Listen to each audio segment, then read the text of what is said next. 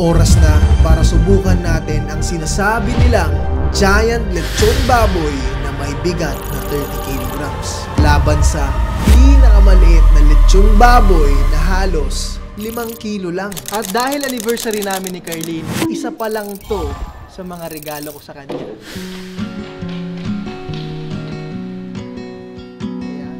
Surprise! Buksan mo na. Everybody's got a problem that they don't know how to solve. Ito sa akin, ito sa'yo, ganun. Ay hindi, mami. Yung simbolo niyan, love love. Yay! Alam mo ba itong dalawang lechon na to? Ito yung simbolo ng pagmamahal ko sa'yo. Dahil 4 years anniversary na natin ngayon, ito lang yung pagmamahal ko sa'yo noon. Ito na siya ngayon. Ganun? Pero may mas malaki pa! May pina-order pa ako 300 kilograms. Ano yun? Baka? Alam mo ano yun? Siyang yun. Bunot boy!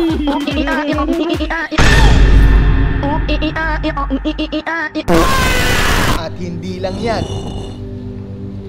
G, pasok!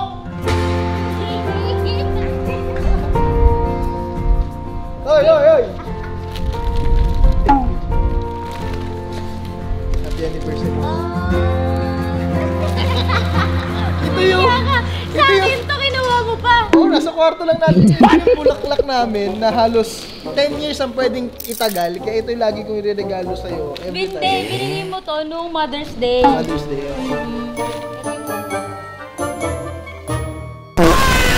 Tingnan natin kung malutong-lutong, ma-crispy-crispy ang pinakamura nating baby lechon. In 3, 2, 1. Uy! Uy, grabe. Grabe. Uy! Oh my goodness. Sarap, no? Mataro yung ayaw mo ata ang pakurutin eh. Sige, mami. Unang tikim? Sige, sa'yo na nga muna. Ladies first! Sa akin. Cheers para sa tagumpay. Oh my goodness. Para magtropa. The crispiness nitong baby lechon natin, para sa akin, 8 out of 10. Sa akin 8.1. Sa crispiness, 10. Ah, 10 para sa'yo? Crispy talaga siya eh. Gusto ko pang bigyan ng chance to eh. Ah, Malay mo okay, talaga okay. mas matindi ang Okay, pagka-juicy. I stand corrected. 9. Sa akin 8.1. Dagdag tuloy. Ano ba yung sabi niya? Sa akin, Sa akin 8.1. Ngayon, tingnan natin itong worth 35k na lechon. Masahin muna natin. Grabe ka naman, walang ganun. Wala naman ganun. Oo, malinis na kamay ito. Minamasahe ko lang, malay mo, masakit yung likod eh, di ba? Baka masakit Kaya yung boy! likod. Daming lamig dito. Oh, lamig dito. Uy! Okay, itong mga lechon na to, kakahango lang nito ngayon lang. So, Wow. freshly cooked para lang sa atin. Okay, check natin dito, may lamig. Uy! Daming tunog. Daming lamig. Daming lamig. Daming lamig. Oo, dito. 3, 2. Uy! Daming lamig. Boom! Patay na. High Wala blood na. to, boss. Double dead. Anong mas malutong na balat? Yung baby lechon o itong giant lechon? Cheers. Cheers. Cheers. Sa crispiness, 9. Ang rate ko dito dahil sobrang tumutulo yung pagka-oily niya dito, G. 6 out of 10 sa akin. Di overall ba? Overall? Hindi, crispiness pa lang. Crispiness. Uy, alam mo, sa crispiness, mas crispy yun talaga. Mas crispy yun? Oo, 9 yun sa akin. Siguro ito nasa 7. Isa pa nga, mali ata ako eh. Hindi, mas crispy para sa akin. Pero yung lasa neto, Mas crispy siya, kaso mas deadly siya. Diba? Kasi sobrang grabe yung oil. Siya talagang high blood ka dyan, par. Oo.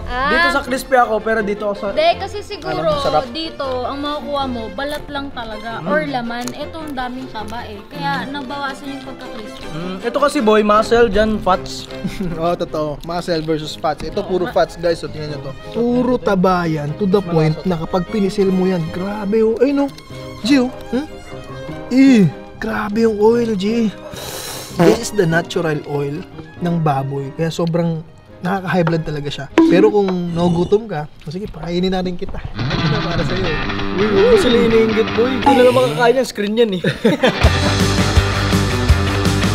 Ngayon, titignan naman natin kung masarap ba yung laman niya. Tama, wait lang. Paano mo ako? Yan. Okay? Cheers. Cheers.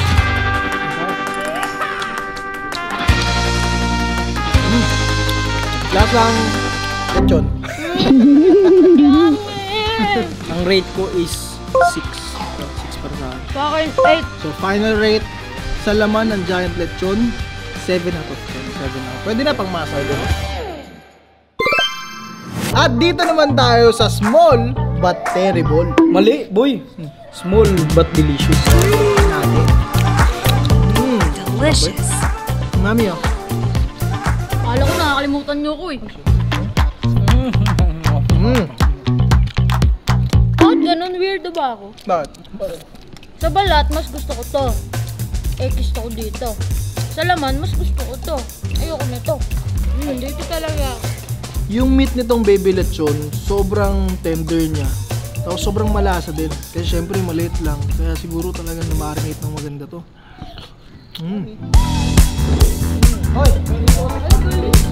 Si Lucas, 9 months old na yan. Pwede nang kumain ng mga lechon or mga small meat lang kasi may ngipin na siya.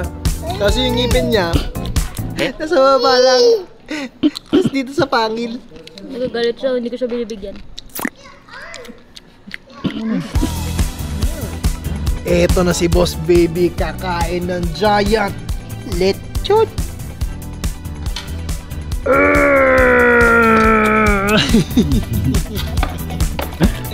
Baliw ka!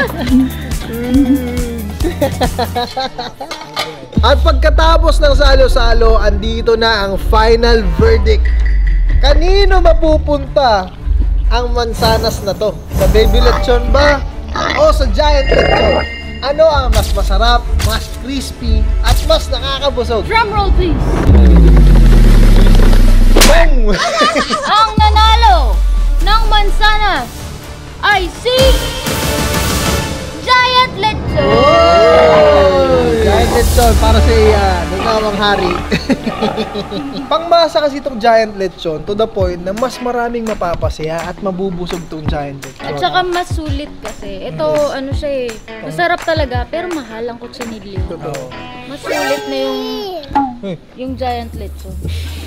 Kahit nga si Lucas nabusog eh. So ngayon, itong parte na to, hahatiin natin yung kalahati ng lechon para ibigay sa ating mga mahal na kapitbahay.